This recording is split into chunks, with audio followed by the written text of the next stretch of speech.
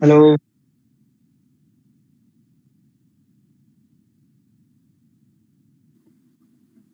Good afternoon, ma'am. Good afternoon, ma'am.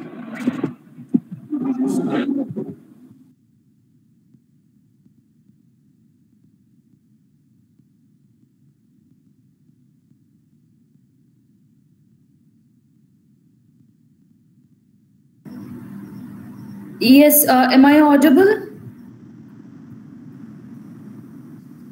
Yes, ma'am. Yes, ma'am. Can you tell me how many people are supposed to be attending the class?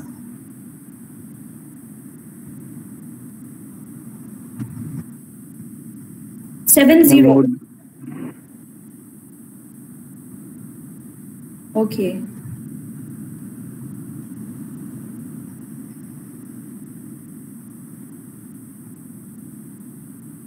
So there will be a few of your seniors that will be joining the class along with you. Okay.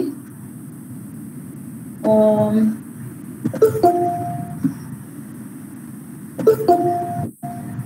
I think right now there are just around 60 people, so we have to wait for a few more, 10 or 11. All right. So who is the CR? You please turn on your video, and who is the CR for Jaluki and who is the CR for Selesi? Ma'am, I'm Sierra of Celeste. My name is Joshua Sarindlong. Okay, Joshua, can you make sure that all your classmates are there because yeah, just make sure all your classmates are listed in the participants. Okay. Okay, ma'am. Who is the CR of Jaluki? Ma'am, I'm the CR of Jaluke. My name is Idipe Disongo. Okay. Eh, please, can you make sure that all your friends are present and tell me when all of you are there? We'll start the class, okay? Okay, ma'am.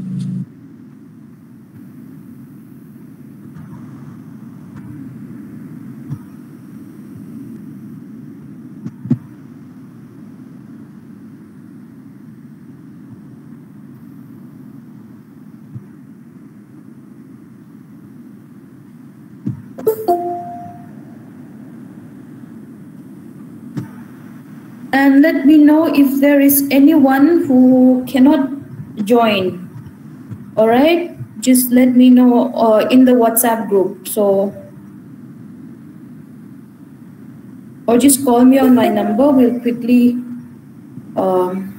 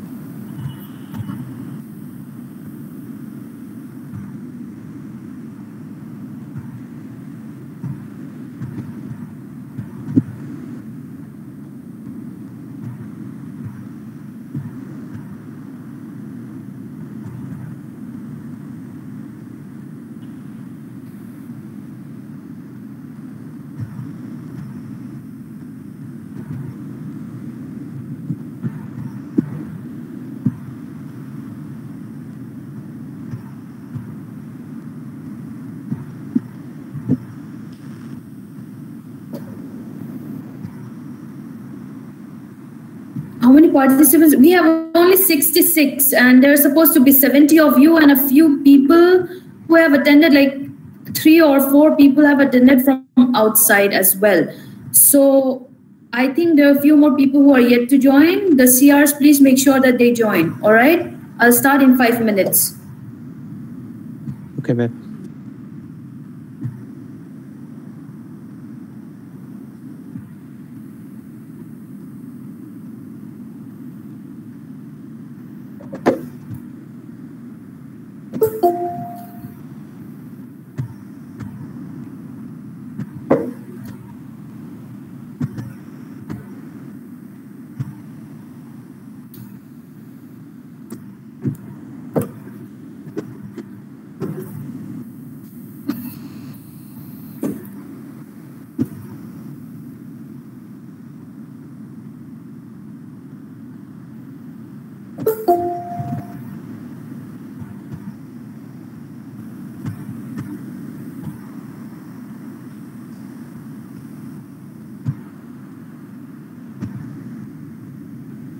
you all there?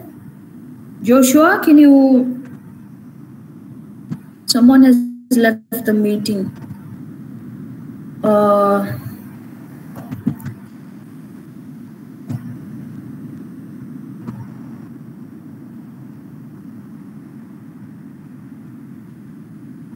There are 67 people.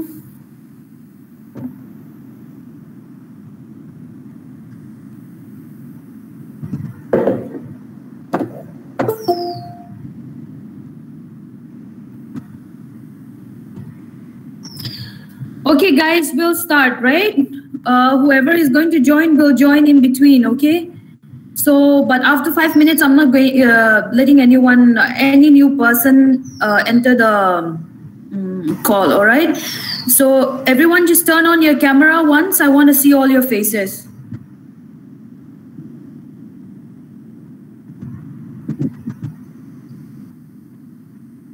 I see Aman there.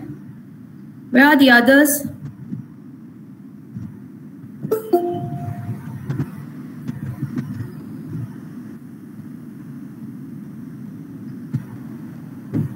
Good to see you all.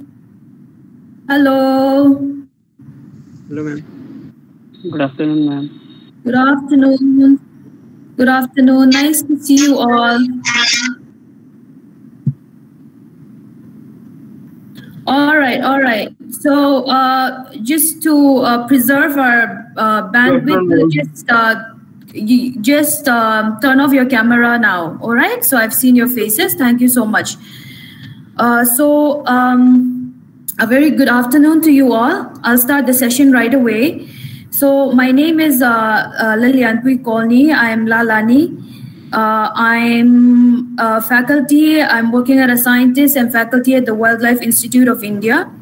And I am also a veterinarian. In fact, I'm an alumnus of the university, the Central Agriculture University. Specifically, I was a student of Selesi Veterinary College.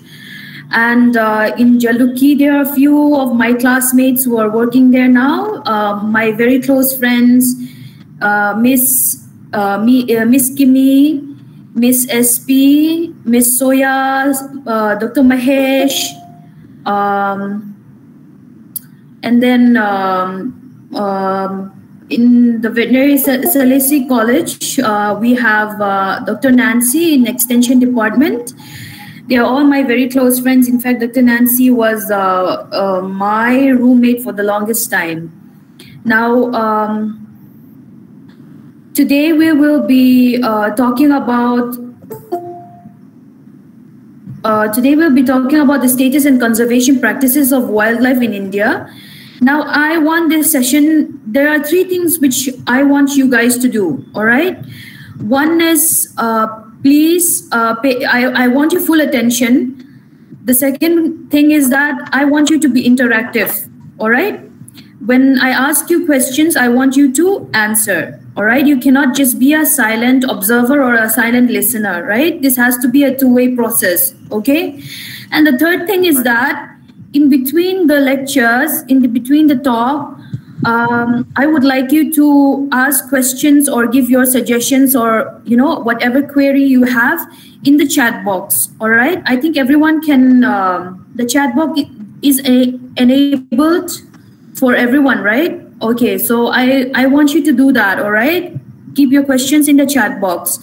Now, Joshua and CR from Jaluki, I want to ask a question. This is your first class on the wildlife course, right?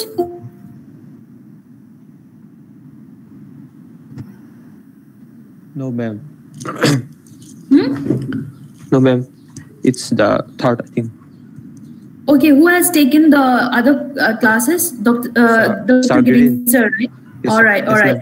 So that's why I won't delve into the basics of what is conservation, what is wildlife. You know, I think you've all known them, right? Like you've all been introduced there.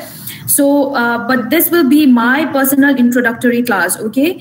So we're not going to learn anything technical today. It's going to be sort of historical, a social, cultural, and historical and environmental aspect of conservation in India. It's very interesting. Actually, when you want to become a good wildlifer, or when you want to become a good conservationist, or even if you want to, as a matter of fact, want to become a wildlife veterinarian, it's very important that you do know the basics and the fundamentals of conservation and environment, and you have to start from the history, right? And India has a very interesting history when it comes to the environmental context.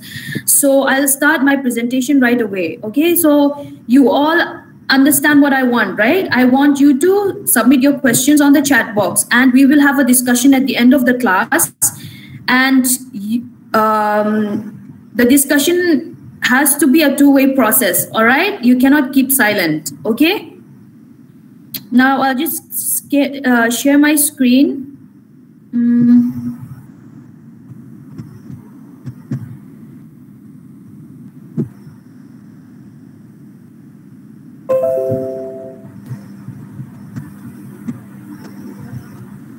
Can you see my screen? Yes, ma'am. Is the presentation of this thing? Okay, No, wait. There's something wrong with this system. Again.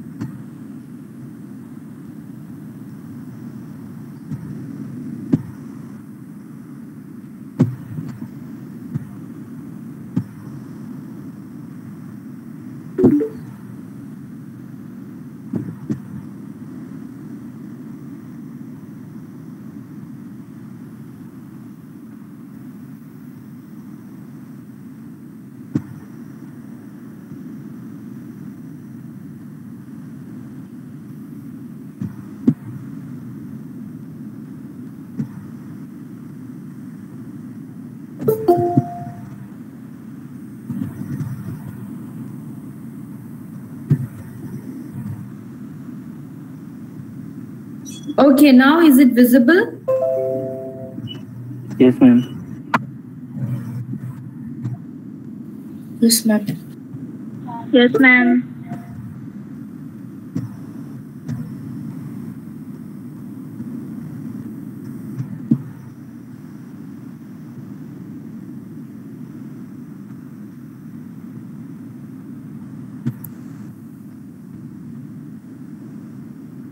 Okay, so is it in full screen mode?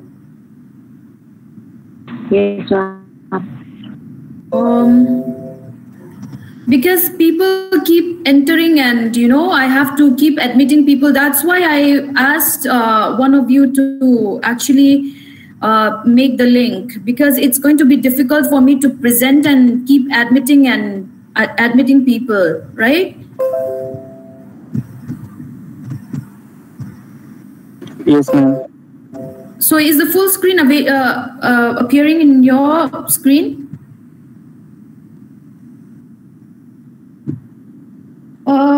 Wait.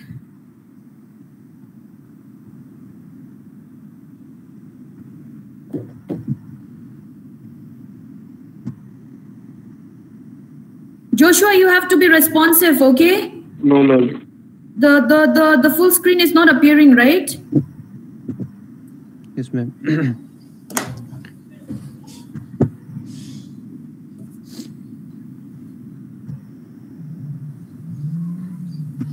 Okay, now is it appearing? Yes, ma'am. Yes, ma'am. You can see the full screen, right? Yes, ma'am. All right.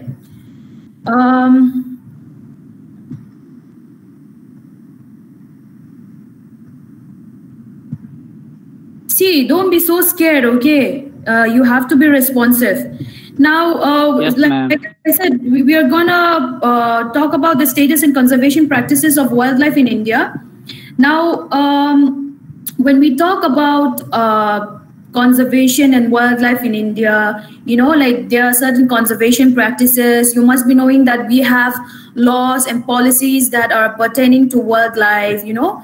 So did you ever think, like, you know, what initiated these conservation practices and ideologies, all the laws and policies, you know, in India's context? Okay, like you must be thinking, right? So one of the first records of conservation initiative in the Indian subcontinent is the strict prohibition of killing of animals in and around the ashramas. Okay, the hermitages allotted to the Brahmanas, which dates back around way back in 3rd century BC, right? Now, you must be thinking, however, when we talk of conservation practices and initiation in the country, it involuntarily takes our mind to the colonial or post-colonial era, right?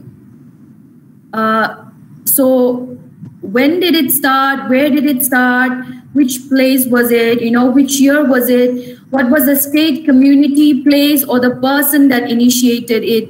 Which species were advocated first to be conserved?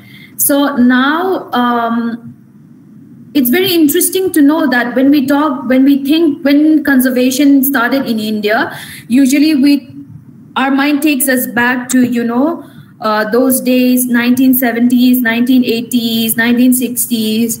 But then it's very surprising to know that conservation has long been embedded historically, okay? The roots are embedded historically in India, and it dates back way back. And the first record of conservation practices in the Indian subcontinent was in the 3rd century BC. And the founder of the Mauryan Empire, the Chandragupta Maurya, appointed a Upadhyaksha. Okay, it's called a forest. It's kind of like this forest department head. All right, forest department head, and this forest department head was in charge of. See, I have to keep admitting people in. This is the problem.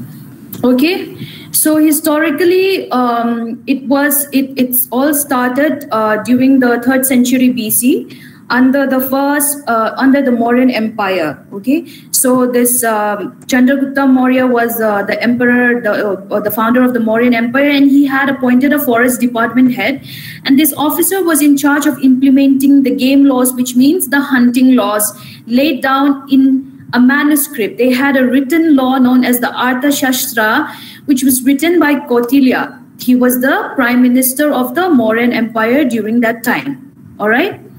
Now, this in effect became the first official administrative document to spell out wildlife conservation measures. Now, Chandragupta Maurya had a grandson called Ashoka. He's very famous. All of you know about him. And Ashoka, besides implementing the written laws on wildlife conservation, he went one step further and implemented in spirit too.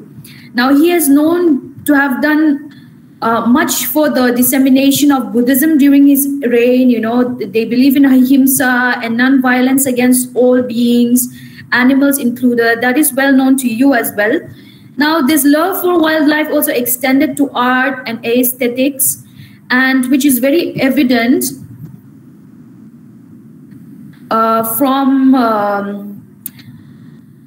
examples such as the lion capital of Ashoka pillar in the present-day Uttar Pradesh, where 4 lions with their back to each other can be found atop of a pillar. Okay, so this enables us to trace conservation back to the time of Ashoka. Then this is one of the earliest conservation efforts in the world. All right.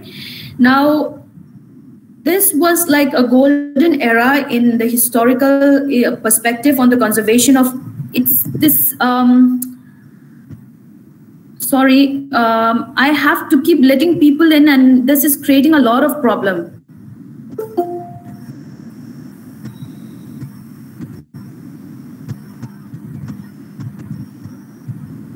Joshua, is there any way which I can hand over the hosting to you? Is there any settings? I don't know, ma'am.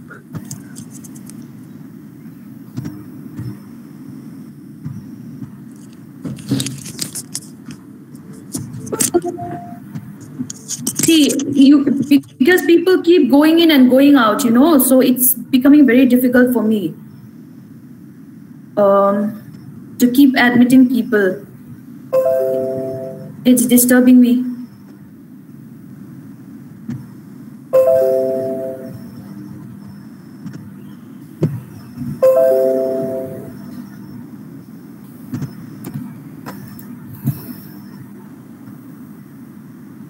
Now, this streak of good fortune, we would say the golden era in conservation persists throughout the centuries after. It did not, okay? Because when we fast forward to a couple of centuries to the Mughal dynasty, these could be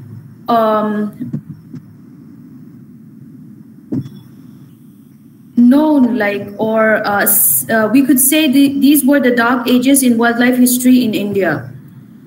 Now, the founder of the Mughal Empire was Babur, okay? Now, during his time, India, as in the subcontinent, was teeming with wildlife. Now, there were records which indicated that rhinoceros were spread across the Gorga River and across Peshawar, which was then inside India, now it's in Pakistan. And wild elephants were also found in abundance near the present-day Allahabad district. Okay. Now, Emperor Akbar, his grandson, the grandson of Babur, was an avid game hunter. Okay. So he introduced a special kind of hunting known as the Gamar Gha hunt, which was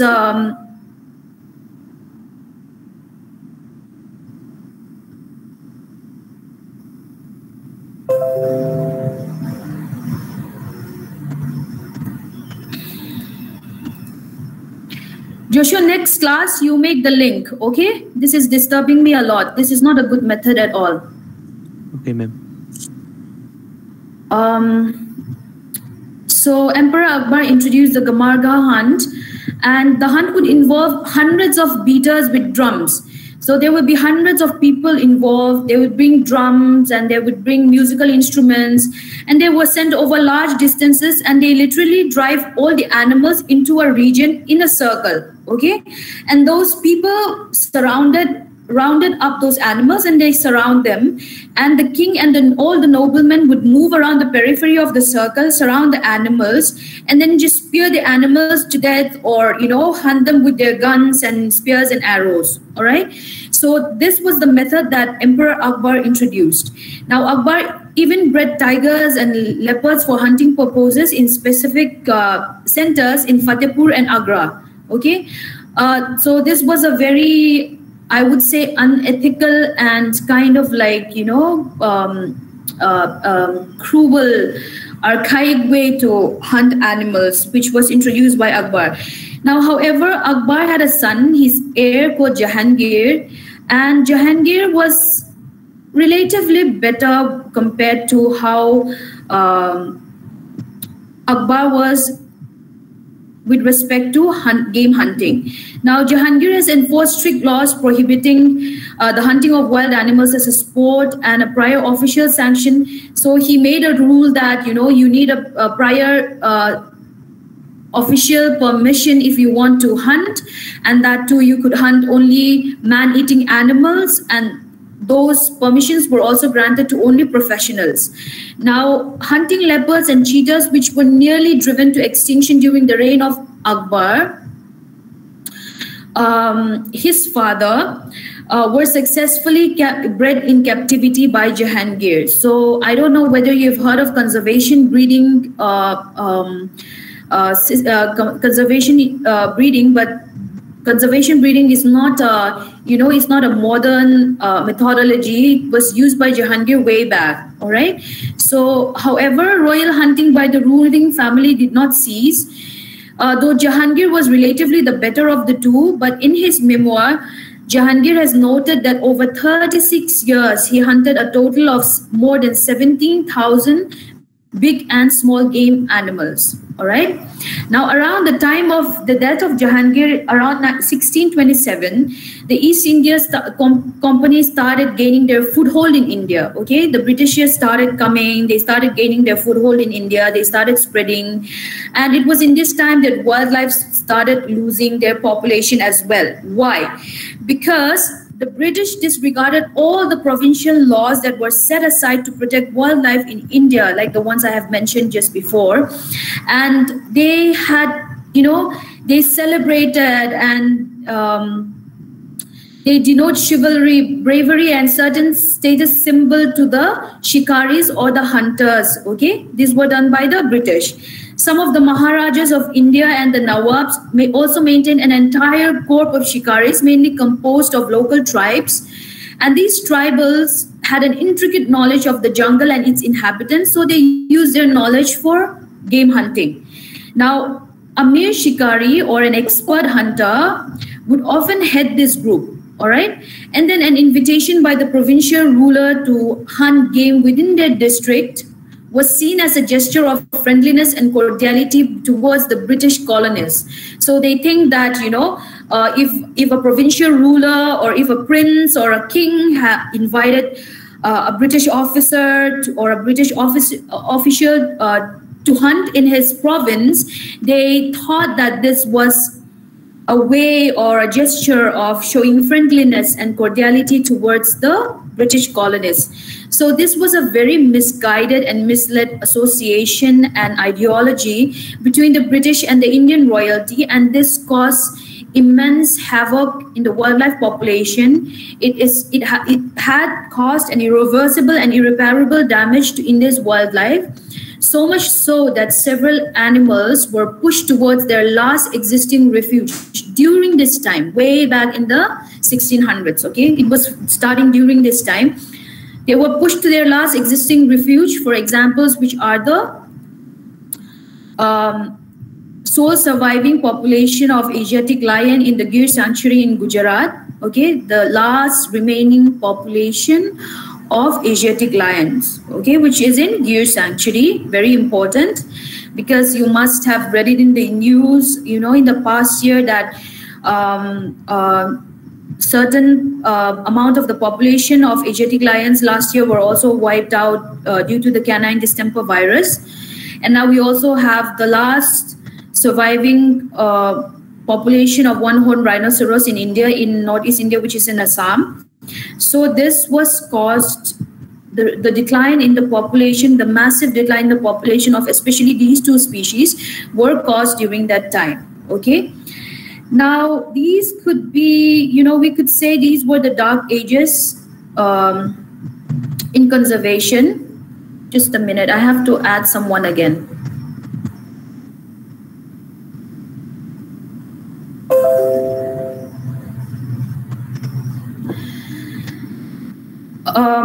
But fortunately, there was a ray of hope after that. Now, the first national park in India was founded in 1936. It was called the Haley National Park. Okay, now officially known as the Jim Corbett National Park, which was due to the efforts of the hunter turned conservationist and naturalist Jim Corbett. Okay. So this was the first national park in India, and it's located in Uttarakhand state. Now, fast forward to the post-independence era. This was very important because India started seeing a lot of changes with regards to implementing policies and laws that protect wildlife and the environment and forests. Now, in 1952, the Indian Wildlife Board was constituted to centralize all the rules and regulations pertinent to wildlife conservation in India. And this board passed a landmark law that accorded all the existing game parks, the game parks meaning the forested areas, the parks which were designated as hunting grounds for the princess and the British officials and the kings. All right. So this Indian Wildlife Board passed a landmark decree that all the game parks should be given a status of a sanctuary or a national park, and that means that the sanctuary, that area or that game park, when it becomes a sanctuary or national park, means that all the biotic and abiotic components in it are protected. All right, especially the wildlife. Now, 1970s brought landmark changes. The 1970s was a very important decade in the field of conservation because it brought landmark changes that influenced the face of conservation in India for decades and decades to come. Several laws and movements were implemented during this decade, which is still used today and which we are still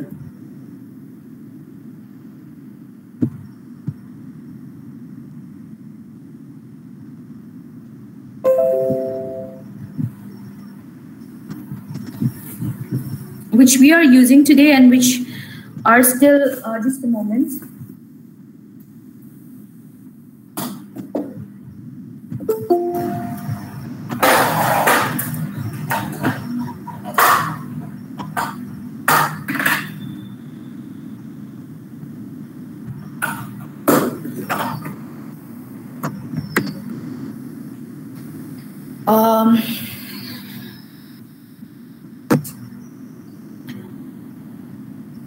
Is this because Lan and lo ani lo Johnny phone login la ashan pa John kami run lut dur khalo monitor me ro min disturb ta boy thag lu auto emit ka on theme your name ani lo John chu option dang le khoi nge auto admit hi settings a hana me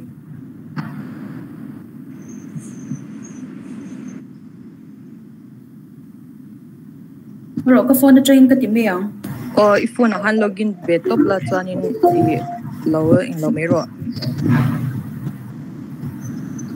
And are these new people that just entered or they're entering?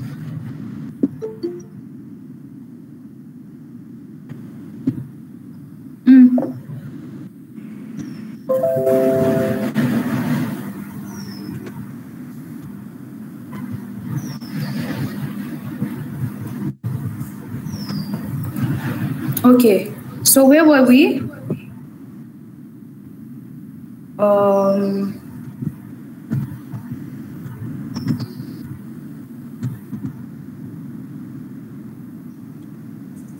Indian Wildlife Protection Act.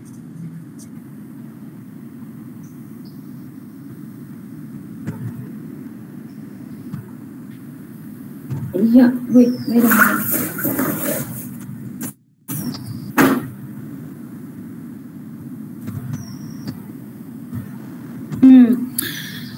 So this was a very important decade, the 1970s, because it brought landmark changes that influenced the face of conservation till today. All right, so the Indian Wildlife Protection Act was implemented and in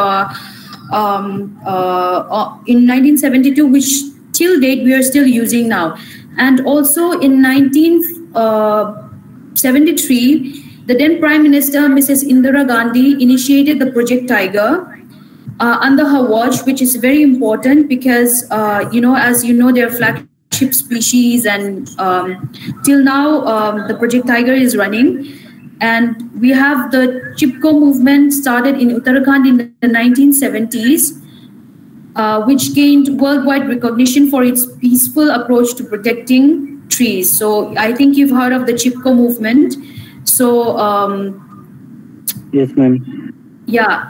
And here in the Chipko movement, people would be surrounding trees when the trees were going to be felled, and then That way they're protecting the trees. So in the Bishnoi tribe till now, they're protecting a lot of their wildlife, like their black bugs, the deer, in the areas where they are right now inhabiting, they are protecting all these wildlife as well. Okay.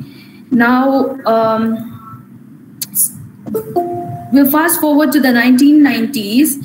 The 1990s, the past 2 decades has seen an enormous application of science and technology in practice in the pursuit of conservation. All right.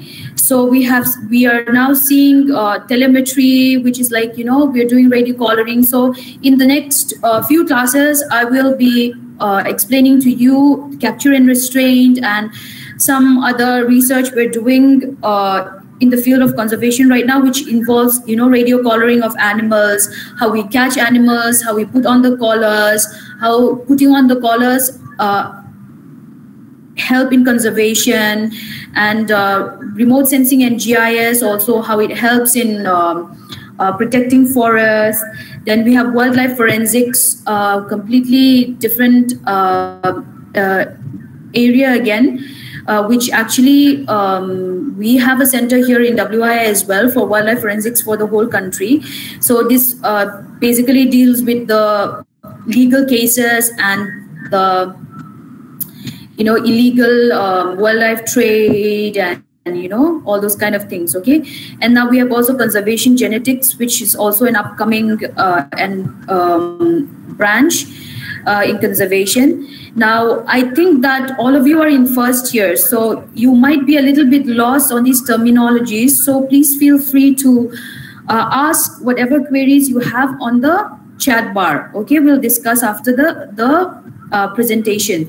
I would personally, I would prefer if the wildlife course was in the end of the 3rd year or the first semester or 4th year, and I think that would be better because there would be a little bit more, robust understanding of all these terminologies, and especially later when we're going to talk about capture and restraint, nutrition and handling of zoo animals, all those things. I think that the basic knowledge is necessary. So I think for first year student, it might be a little bit difficult to grasp, but I will try to make it, I'm trying to make it as simple as possible. Okay. So whatever doubt you have, just make sure that you keep your questions in the chat box. Okay. Whatever term or whatever sentences or whatever I have explained, which you don't understand, just make sure you keep it in the chat box. Now, so as we see, and as you have heard just now, conservation in India also have gained a lot of traction, and it has evolved historically through time. All right. And now at first it was quite arbitrary. It was in its arbitrary form, but now it's more organized. And now we're encouraging even a multidisciplinary approach, because not only life sciences would work for the success of conservation. We need a multidisciplinary approach, right? We need economists, we need anthropologists, we need sociologists, we need ecologists, we need, people studying culture, we need veterinarians, we need biologists, so it needs a very holistic approach, okay? So it cannot be like, oh, I'm a wildlife biologist, so I'm the sole important person for conservation. No, it cannot be like that, all right? So now you know that when we talk about conservation, we are talking not only about, it's not about just preserving the species. It's not just about don't hunt, don't do this. You should preserve the species. They're going to go extinct. We need to protect them. It's not only about that. To do that, we need to have, we call them stakeholders, okay? We need to have the confidence and the support of all the stakeholders, like the communities who are living near the wildlife areas, near the sanctuaries. We need to protect the culture of those people, and we need to look into the livelihood, the sustainable livelihood, how the people make their living. All those things needs to be looked at. So it needs a very holistic approach, which means that different disciplines of science and arts need to come together for the success of conservation. Now, we're going a little bit, we're going to go a little bit technical right now. But I'll try to make this as basic as possible. I'm trying to make it as general as possible. Now, the basic conservation methods in India at present are habitat management. Habitat management is basically the ecological study of the habits and habitats of wildlife species, protection and preservation, and the improvement of those habitats where the wild animals are living. It also pertains to the census, population estimation of animals, the statistical data regarding the species to be conserved, all those things. And now we also have the establishment of protected areas. And are you aware of protected areas? What are protected areas? Okay, good.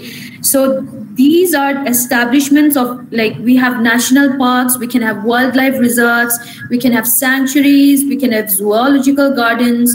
They serve many purposes. So these protected areas, their main function is to conserve species in the wild state. They provide scientific, educational, and recreational opportunities, and they also earn revenue by attracting tourists. Okay, so at present, there are 104 national parks and 566 sanctuaries and 214 community reserves, 97 conservation reserves, and 25 marine reserves in peninsular India, 100 marine reserves in the islands, and 4 on the Lakshadweep Islands as on December 2020. All right. Now, we also have the captive breeding programs, and I think you can, I don't know if Nagaland has a captive breeding program functional right now. I'm not so sure. Manipur, Arunachal does have one on Hula gibbons, and Mizoram has a captive breeding center for Hula gibbons and the Asian tortoise in the zoological garden in Aizawl Zoo. So I think you can request your course coordinator to go and take you there and learn about that. So captive breeding programs are carried out throughout the country in attachment with zoos. Okay, they're done throughout the country.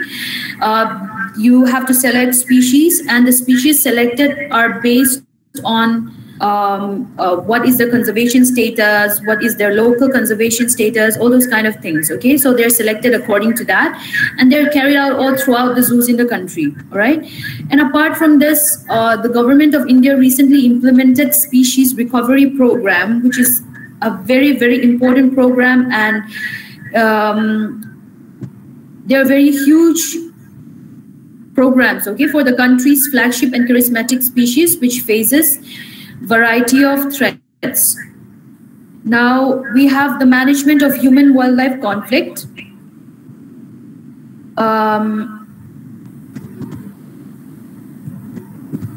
So, human-wildlife conflict, now we know that, the human population is booming, then you have habitat encroachment, we're encroaching the forest, there is massive destruction of forest and natural habitat. So the interface between human and wildlife is increasing. That means the overlap area, right?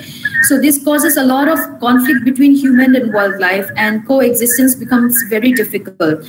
So in a lot of areas in India, you might be interested to know that, like there are a lot of species in conflict, like the rhesus macaques. So like we have, if you've been to some big cities in other states, then you'd see all those macaques and all, they're creating a lot of havoc and problem. So this management of human-wildlife conflict is a massive issue right now. And in places like Assam, places like Karnataka, even in Madhya Pradesh, where there are lots of elephant population, it's also starting to have, this conflict. They're also starting to have this conflict issue for elephants, which in fact, last November, we went to collar some wild elephants in Karnataka in the Coorg district, because that's an area of massive conflict, because in Coorg districts, people own large coffee estates, okay, and they wipe up large area of the forest and they make coffee estates. And since elephants are used to using those coffee estates, it causes a lot of conflict, especially during coffee picking season. So the management of human-wildlife conflict is it's a very difficult task, and it's a huge issue which the country, or in fact, everywhere around the world, most places around the world are facing right now. Now, I was talking about the species recovery programs. Now, there are some species like 17, 20, more than 20 of them listed by the government of India, and these species recovery programs are going on. And right now, our institute is handling, you might have seen it in the news, the Great Indian Bustard, which is on the brink of extinction. We have the Sangai from Manipur, which is headed by the Wildlife Institute of India again, which is headed by our institute again. And we have the Gangetic dolphins, we have the dugongs from the marine and freshwater species. Those two are there. And a lot of other species as well.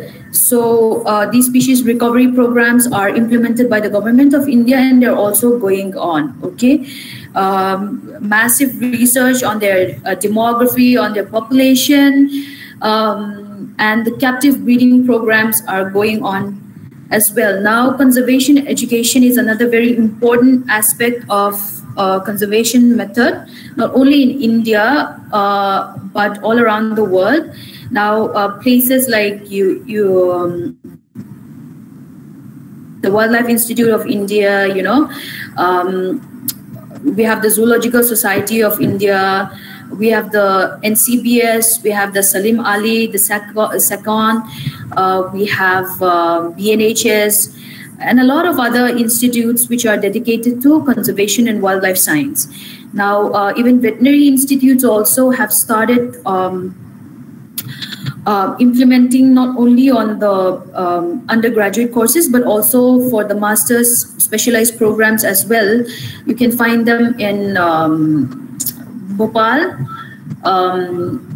Kerala, I think, then Karnataka, maybe some other places as well. So, and conservation education pertains to not only the higher education per se, but also to community awareness, giving a community education. If you guys also go and teach school students or, local people, local tribes about conservation, that is all encompassed under conservation education, which is actually one of the most crucial conservation methods to be adopted, because at the end of the day, we have to start at the grassroots level. Conservation will work. All these habitat management, all the hi-fi researchers, captive breeding programs, species recovery programs, all these will succeed only if the masses are educated regarding conservation. Okay, so that's really important. And we should always know the importance of what one person can do. What I can educate to the person next to me, what I can educate to my neighbor, what I can educate to my friend or my roommate regarding conservation, that is really, really important, and it cannot be undermined. So I hope you guys are all doing your bit regarding this, educating whoever you can, wherever you can. Now, the next is the promulgation of laws and policies. Like I said, before, several laws and policies are being implemented yearly. They're being amended, making it better, so all these laws and policies are very important to keep illegal activities and untoward activities towards wildlife in check. So they're extremely important, and These research programs also could include like studying of laws and policies, the success and the failures of certain laws and policies, whether one law or policy will, match with one state or whether it won't match with another state. All these things are also very interesting, would be very interesting to look at. Now, I would like to go into the conservation methods. We have seen the conservation methods that were adopted historically in the subcontinent of India, but since our colleges are located in the northeastern states and majority of the students are from the northeastern states, I would like to give a few examples. Okay, I would not delve in too much, but I would just like to give a few examples. One second.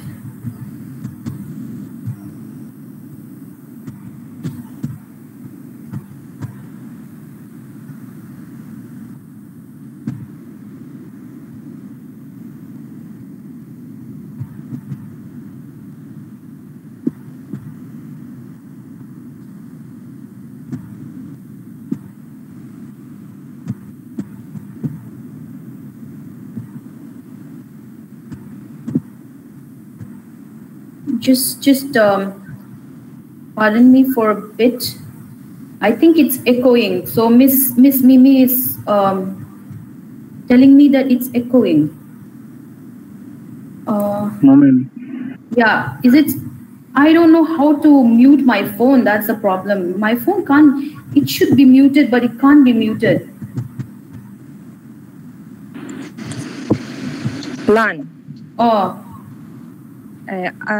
Speaker khat is zoi top lan mai poi lo. Azoi bera ka da mo. Azoi bera ka da mo. Azoi bera ka da ha na lo ri thawani hi ka tong tui lu tu ka shat po ka lo shelo. Aria poi lo. Achal to. Ai eng lo em shat ta shi om bia wem. Acha. Wan boy tha ki o. Ki mani a hian chuanin kan siam ngai lo mo link ki an lo ti vek chi nei shem. So bangson tiang hana boy thak don ti kalo shi lo lom le. Okay. Anyways, you can continue.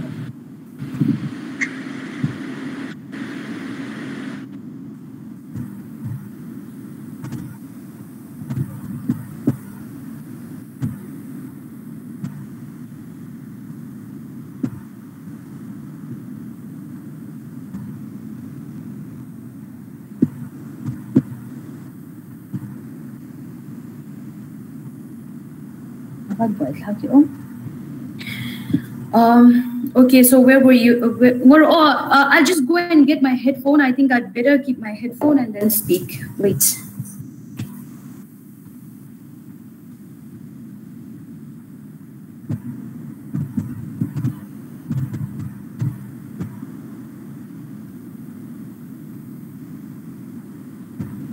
I hope all the first years from Jaluki are attending this lecture. No, ma'am. Around 7 students are absent. Okay, ADB, where are the others? I don't know, ma'am. I texted them, but some are busy, they said. Okay. Because this is a very important topic.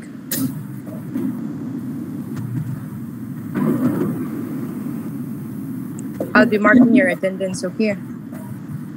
Okay, ma'am.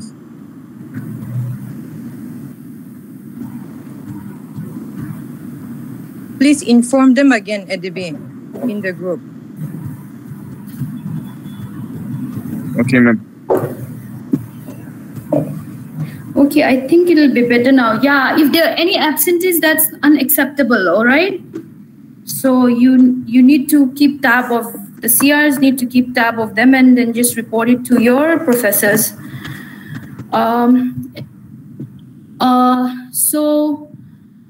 So I would like to just go into the tradition and conservation practices in the northeastern states, what we have done traditionally, not right now, but what we have done traditionally, all right? So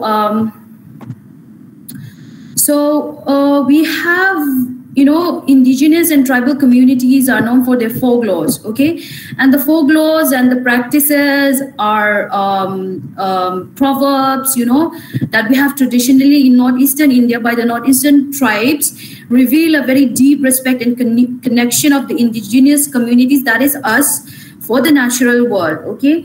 And mostly now, the new generation, we are not very aware of that our forefathers and our ancestors had such deep connection and respect for nature.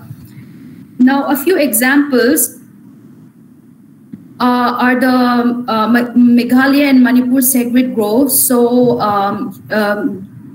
in Meghalaya and Manipur, they have sacred groves in which, they're not allowed to cut down the trees, or they're not allowed to collect any forest resources from there. So they consider that place, in a very sanctimonious way, okay? They have great reverence for those places. In Arunachal, we have the Idumishmi tribes. Their folk tales are there. They are protecting sparrows, and they consider tigers as their big brothers, okay? So they don't hurt or harm their tigers. So I actually wish, recently in Mizoram there was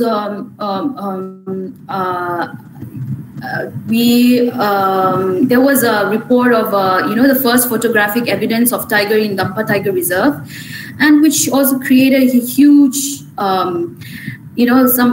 the local communities and the communities surrounding the reserve were actually a little bit scared of the presence of the tiger. But tribes like the Idumishmi, they have lived along the tigers, they have lived aside the tigers, and they do nothing to harm them. So I really wish that we had that ideology in Mizoram as well, me being a Mizo.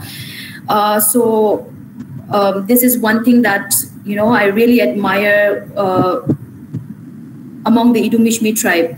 Now we also have sacred groves in Mizoram, but the sacred groves that we had in Mizoram were actually cosmocentric, which means that basically it was not centered towards conservation, or it was not centered towards man, the advantage of man, the advantage that man has, but it was actually because they felt that a spirit, or some spirits were there, and they were actually scared to go into those forests, and so they regard those forests as untouchable, like they don't want to touch those patch of forests. And there are a lot of proverbs in Mizoram which denotes showing sustainability practices and showing respect to nature. But I think a lot of the younger generation are not at all aware of this anymore. And I would like to say also that I am also one of the, I am also at fault here, because there are a lot of things that I didn't know before until very lately, until very recently. So there are Mizos actually have proverbs like, if hornbills, right? So they actually have proverbs saying that, if you cut down a tree where a hornbill is nesting, where there's a hornbill nest, then keep another tree, something like that. Okay, so they have all these proverbs that, and all these rituals that were depicting their respect for nature, their connection for nature. Now in Nagaland also, there are folklores depicting sustainable hunting, like, why in the beginning it was believed that all the animals or species were also granted the ability of speech. But then later God took away all the ability of speech and gave the ability of speech only to man and the dog. But then hunting was too rampant because man and dog could communicate so well that they were using that, combination for hunting. Now, in order to prevent the indiscriminate hunting by the man and the dog, so God also took away the dog's speech, So that is why only man can speak. So things like that, we have a lot of folklores surrounding sustainability, surrounding protection of other species, respecting other species, respecting the forest or the natural world as a source of food. So we have a lot of folklores regarding that. So it would be nice to know if you know any other thing. So you can tell me in the chat box. I'll be more than happy to see it, because I also want to know more about this, because I actually want to write a paper on this, an article on this. So it would be nice to know if you know your specific tribe, what they had done traditionally, or any folklores or any proverbs you have that is centered to around conservation and sustainability. Now, in Assam also, Assam, I think it's, with all due respect to all the other states, I'm also from Mizoram, not from Assam. I think Assam is relatively better when it comes to conservation and protecting the environment. Even at present, because especially with veterinary practices, veterinary wildlife, veterinary science and wildlife also, I think they are so much more advanced and relatively better, and they have much more trained hands and dedicated people to conserving wildlife, especially on the veterinary front. So in Mizoram, and I would say Arunachal, Nagaland, we have, and Meghalaya also, we have a dearth of people that are actually trained for conservation, and they're actually trained, and those that are actually trained for veterinary wildlife. So I think if you guys are interested at all and in nature and in conservation and in wildlife, then I think this is something that you can look at, for in the future, for you to carry on, because right now in Mizoram also, we don't have any rescue centers. We don't have any specialized persons to, look after wild animals. So I think that this is a really important aspect, and something I think if there are any interested persons, then you can look into this. Pursue it as a career beyond the usual animal husbandry and domestic veterinary and small animal practices. So, like I said, the tradition and conservation ethics or the ideologies by the Northeastern tribals, they could be anthropocentric, which means that they could be centered on the advantages man has, okay? Or ecocentric, which means that it's centered towards the protection of the environment per se, or cosmocentric, like I said, because of, they worship nature, or they worship, all those other phenomenons, natural phenomenons. But whatever it may be, it clearly depicts that the knowledge of man and nature's connection was very deep, and that connection and that knowledge was an attempt to secure the environment for the future. So whatever the reason, or those the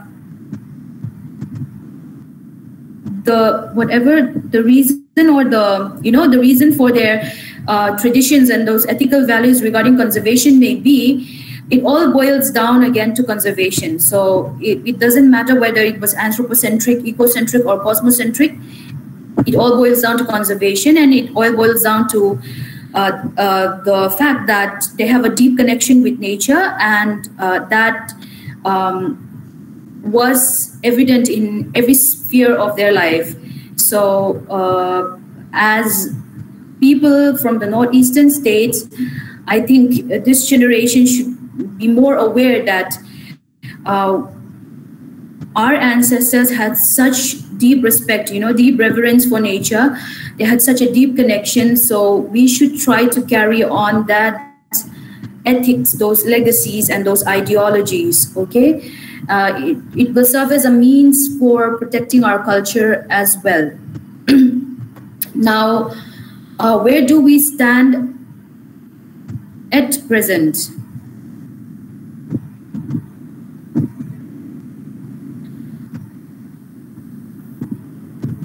Now, you can see in the map here, okay, So if you can see it clearly, if you take a look at it more clearly, this color denotes, the different categories of settlements and woodlands. So you can see here, these are the populated woodlands. Populated woodlands are so less here, here see. These are the residential woodlands, the green part. Then we have the inhabited tree lands and barren lands, which is the desert part here. And in the Trans-Himalayan and the cold desert as well. And towards these areas also we have a little bit of the cold deserts. And we have mixed settlements, So we have rice villages here. As you can see, the populated woodlands, see, they're so less, right? So you can see the condition we are in right now. Now this one is the forest cover change map of India. So this depicts the negative change and this depicts the positive change. I won't explain it right now. It's self-explanatory, it's very clear, and I'll give you this particular slide later so you can look at it. It's really interesting to see. And now we see here, okay, this is a satellite imagery of night lights taken from satellite. So this, as you can see, where's my cursor? Okay, as you can see, this was taken in 1992 and this was taken 10 years later. So you can see the amount of, change that is happening. So we have some tiger reserves here, okay, a couple of tiger reserves in central India. So just imagine a tiger reserve here, here, and here. How, they need to commute and they need to, spread. So just imagine how difficult it must be for them to move around. Just imagine here, like all these are urban areas now, all night lights, you can see the difference. So this, I think it's self-explanatory. Just when you look at it also, you can see the condition in which we're in. A few slides earlier, I was explaining how many wildlife sanctuaries and how many protected areas were there in India.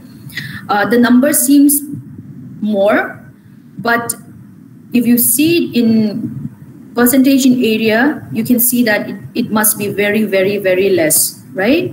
So, and all these regions are actually the very deserted regions as well. So these are not to be accounted for. So this clearly depicts our condition right now. And we are in the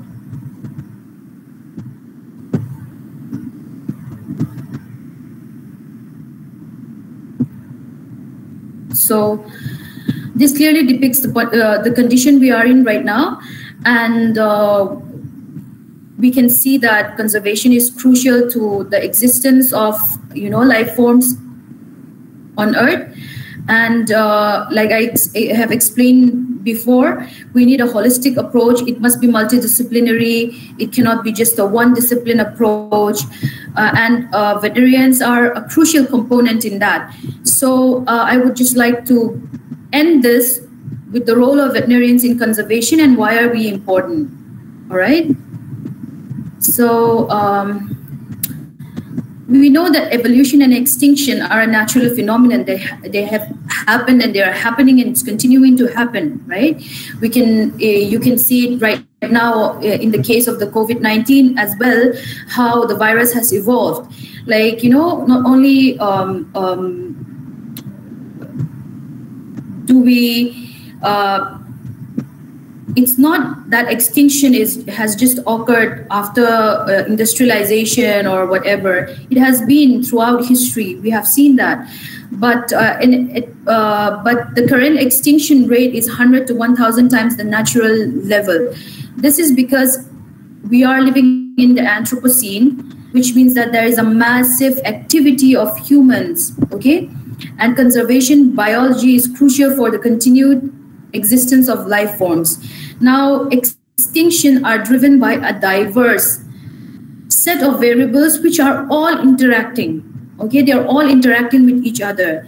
Like, one reason for extinction is not independent of another. It means to say that if you give one reason for extinction, it is not independent of all the other reasons. All these factors for extinction are influencing each other. They are diverse, but they're influencing each other and they're interacting. So that is why we require a broad-based and a multidisciplinary approach. So I hope that particular multidisciplinary approach part is clear.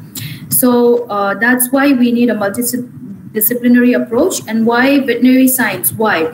Because mostly veterinarians, we have broad education in comparative medicine. It's not a single species focus. We have multifaceted specialties, like especially now, I think there are more than 17 specialized subjects for masters in veterinary. So we have specialties like surgery, clinical medicine, toxicology, pathology, anesthesiology, nutrition, so many. Like, for example, toxicology would be important. Like, we have the diclofenac case, in which diclofenac is already banned in India for use in veterinary, because they were very toxic to vultures, and it caused a massive decline of vultures. More than 90% of the vultures were wiped out. So what happened was that, farmers usually, when their cattle are sick, they give diclofenac and they die. So they throw them somewhere out in the open. Vultures feed on them, but unfortunately, diclofenac happened to be very toxic to vultures, and there were diclofenac residues in the body, in the carcasses of the cattle. So it affects the vultures, and the vultures die. All right. So now we have surgery, we have anesthesiology, which is so important, especially in capture and immobilization, because we cannot do chemical restraint without the deep knowledge of anesthesia.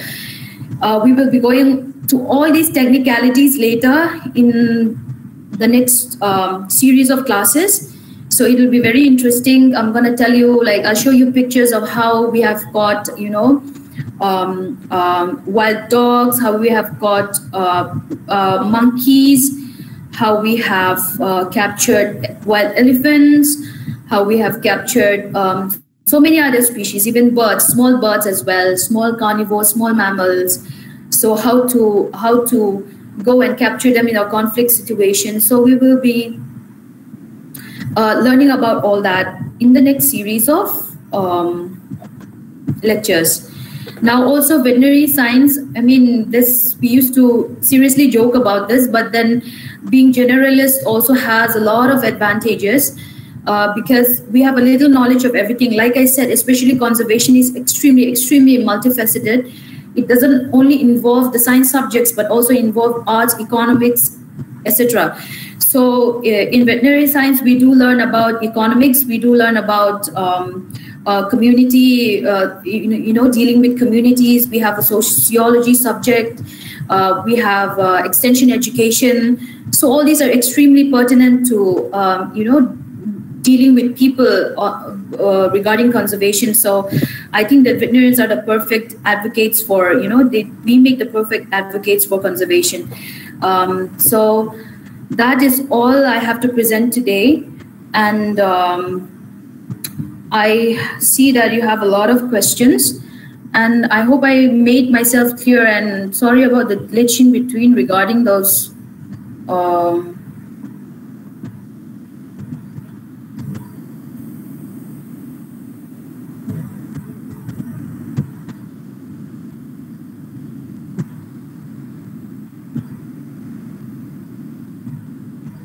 Yeah, I see a lot of, you can, if you have any questions, you can unmute yourself as well, all right? We have a lot of questions here. Aman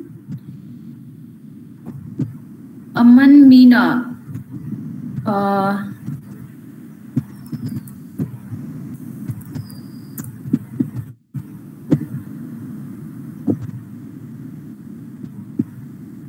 Okay, sorry.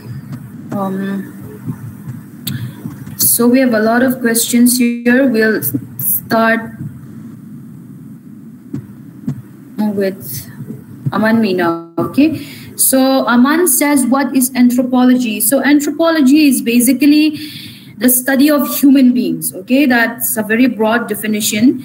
So what anthropologists would do would be they try to understand what makes us human. You know, it's a very holistic. Again, it's a very multidisciplinary branch of science.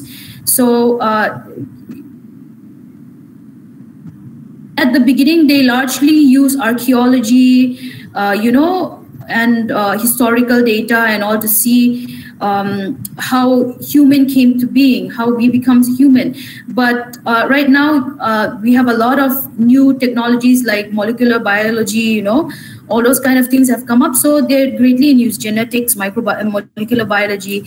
So it's basically the study of human beings and how we interact with each other, how we came to being, how we have formed our societies, how societies came into being, how our communities come into being, how population flow, you know, everything. So it's just, it's a very broad umbrella term for the study of the humankind.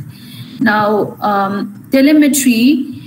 So telemetry is, how do I explain? In the context in which I was using now, it's actually like recording and transmitting signals. Okay, so we will like, for example, if I say radio telemetry, like for example, we have how do I explain this? So we had an elephant herd that we wanted to track. All right, they're deep inside the forest, inside a very thick canopy. So we track down those elephants. We anesthetize the one elephant and we keep a radio collar on it. The radio collar will send signals to the satellite, and the satellite will give us back information. It will tell us where the elephant has gone, you know, what is the distance covered by the elephant. It will tell us the home range of the elephant, so many things. So telemetry is actually does all that. Like it has a huge use in conservation, and it's basically, you could say, you know, using signals, satellite signals for studying the movement and behavior of species. Now, Rana says, does pisciculture come under captive breeding program? See, pisciculture is also a very broad term. When you talk about pisciculture as such, it becomes a very husbandry term because mostly it's used for commercial fish species. But I think that it can become a captive breeding program if there, suppose, for example, if there is a species, a marine or a freshwater fish species that is on the threat of extinction and you want to breed it, and you would use pisciculture technology to do that. So it can be used for captive breeding programs, but pisciculture is not a captive breeding program per se. Okay, is that clear, Rana?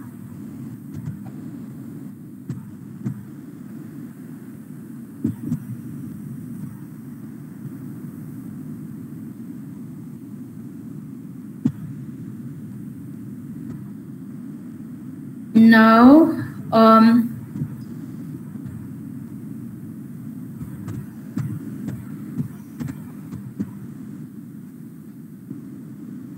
a collection of germplasm can't be used as conservation technique to conserve the rare species germplasm in the future. I don't exactly collection of germplasm can't be used as conservation technique to conserve. I don't know what exactly you're asking me, Rana. Can you just elaborate this? Just come online.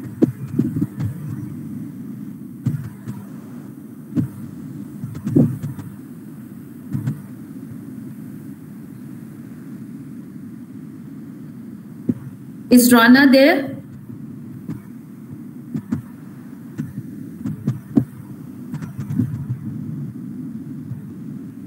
So I don't exactly know understand what he means, but of course germplasm can be used as a conservation technique.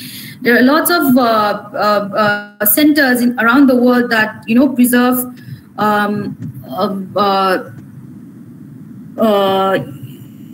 endangered and vulnerable species this way.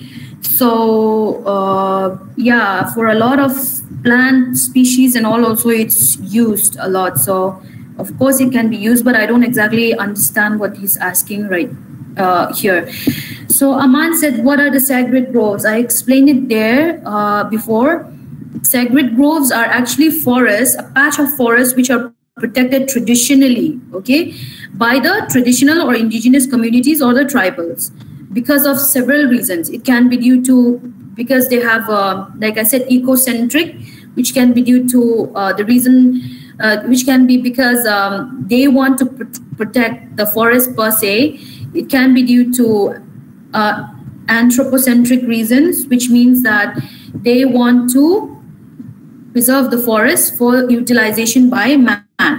And also it can be due to cosmocentric, which means that they feel like, a god is protecting that, or they have dedicated it to the gods, or they feel like it's a taboo to go in that patch of forest. So it could be different reasons. So sacred groves are those patch of forests which are not allowed to be touched by the tribes living near it.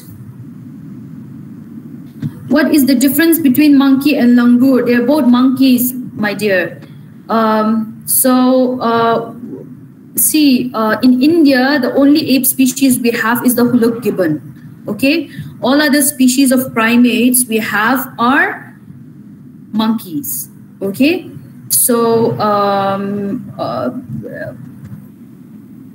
there are monkeys is a very broad term, and so it'll be difficult to explain like that. But they're all species of primates, and among the primate species that we have, all are monkey species except for the huluk gibbon, which is an ape species, which is the only ape species we have in India. Any more questions?